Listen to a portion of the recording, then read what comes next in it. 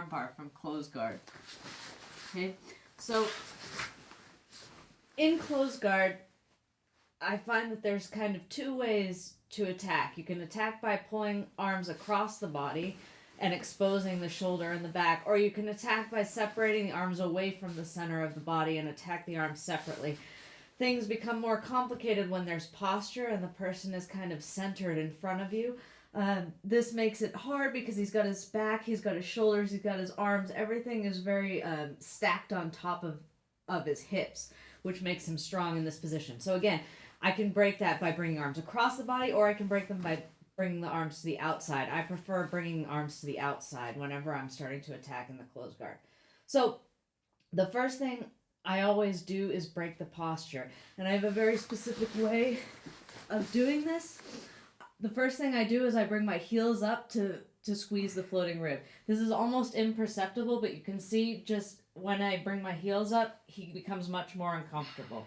Okay, and all I'm doing is bring my heels up to close the space in between my knees and crunch the floating rib. From there, I just reach up and I can either grab the collars or behind the elbows, and then I'm going to lift him with my legs and bring him chest to chest with me.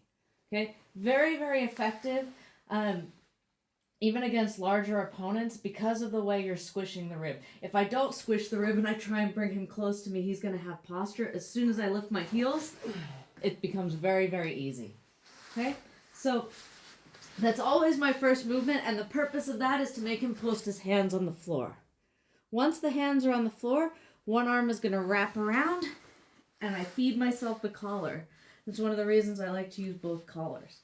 From here, I post on the elbow, I hip escape away, step on the hip, and now I'm just going to finish this little arm bar here.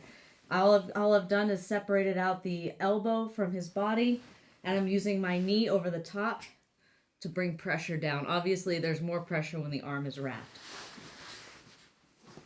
So again, the first and most important thing, like I said, I reach up, I make this grip, then the squeeze comes on the floating rib, and I can bring him down chest to chest with me. Once he's chest to chest, the arm wraps up, and I pass myself the collar. Okay, I'm going to check the bicep. I like to check the bicep because if I don't and I start to hip escape, he can sometimes, if he's very scrambly or quick, he can jump over and start the knee slide, and I've given him the underhook on this side. So I have to be really careful with this bicep.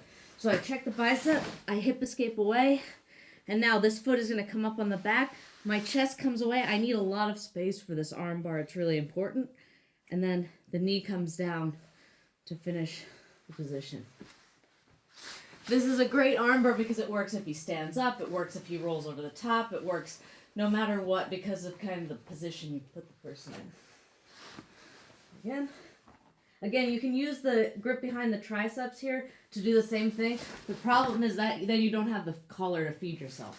So I've started using just the double collar grip, pulling him down, passing myself the collar, checking the bicep, hip escaping away, and then the arm bar is on before I even really step down on the back there.